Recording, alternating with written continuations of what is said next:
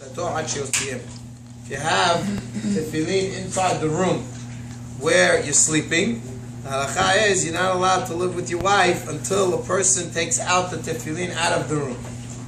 Or he has to put them into two different kelim. Cover them with a double cover.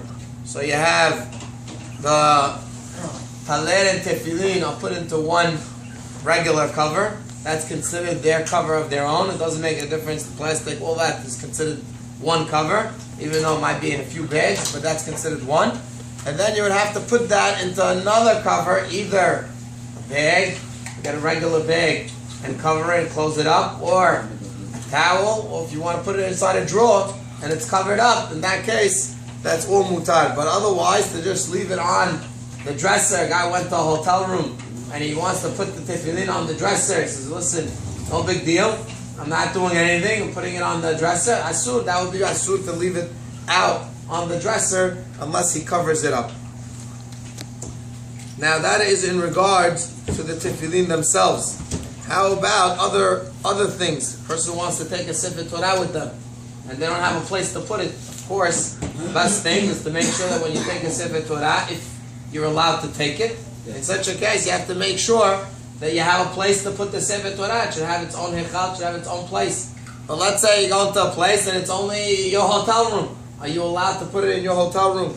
Halakha brings down, by sefer torah, it's more hamur than tefillin, and therefore by sefer torah, it doesn't help to just cover the sefer torah.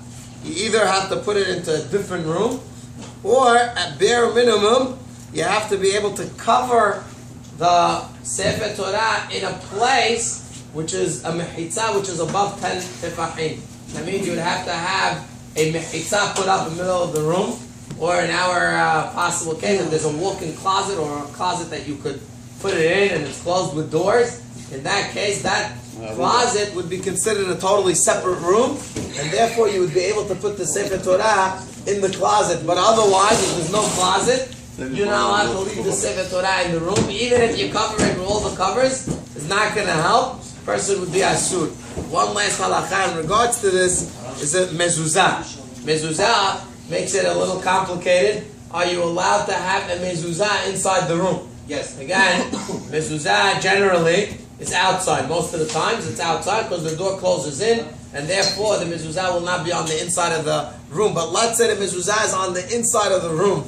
It's a closet that's in the room and they have a mezuzah on it. In such a case, are you allowed? Halakha says that if the mezuzah is covered, vadai mutar, and even if the mezuzah is not covered, kivan that it's above 10 tefahim, it's above 10 tefahim from the floor, in that case, it's considered mutar, and it wouldn't go under this halakha of that you have to cover it, and therefore you're allowed to leave the mezuzah without a problem.